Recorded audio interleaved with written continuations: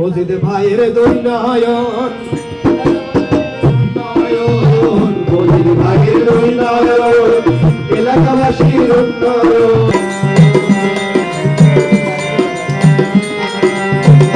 ঝিনাইদহ ২ আসনে ভিন্নধর্মী ও সাংস্কৃতিক আঙ্গিকে নির্বাচনী প্রচারণা শুরু করেছে জাতীয়তাবাদী সামাজিক সাংস্কৃতিক সংস্থা জাসাস। মজিদ ভাইয়ের দুই নয়ন নয়ন মজিদ ভাইয়ের দুই নয়ন এলাকাবাসীর উন্নয়ন। স্বাধীনতার পক্ষে ভোট দিব ভাই সকলে, স্বাধীনতার পক্ষে ভোট দিব ভাই সকলে।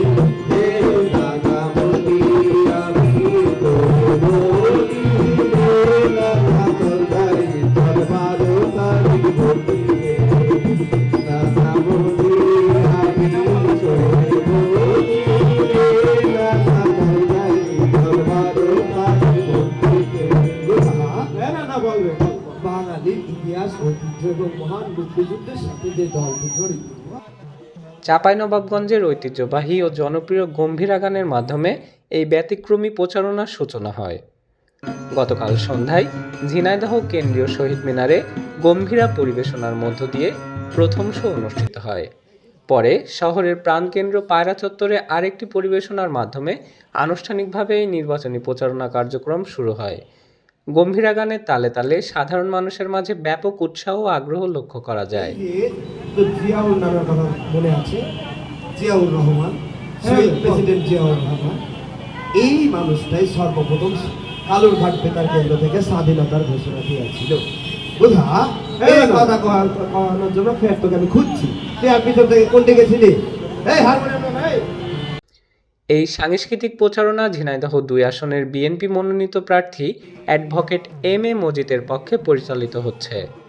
ধানের শীষ প্রতীকের পক্ষে ভোটারদের আকৃষ্ট করতে জাসাস এই ভিন্নধর্মী উদ্যোগ গ্রহণ করেছেন।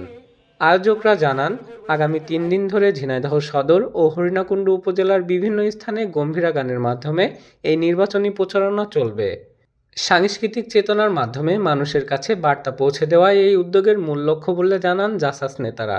জাতিভেদ নির্বিশেষে ঐক্যবদ্ধ হয়ে আজকে আমাদের ঝিনাইদহ ২ আসনের গণমানুষের নেতা অ্যাডভোকেট এম এ মজিদকে ধানের শীষ মার্কায় ভোট দিয়ে বিজয় অর্জন করতে হবে। তাহলেই কেবলমাত্র ঝিনাইদহ হরিণাকুণ্ডুর কৃষক, শ্রমিক তথা মেহনতি মানুষের ভাগ্য সুপ্রসন্ন হবে বলে আমি বিশ্বাস করি।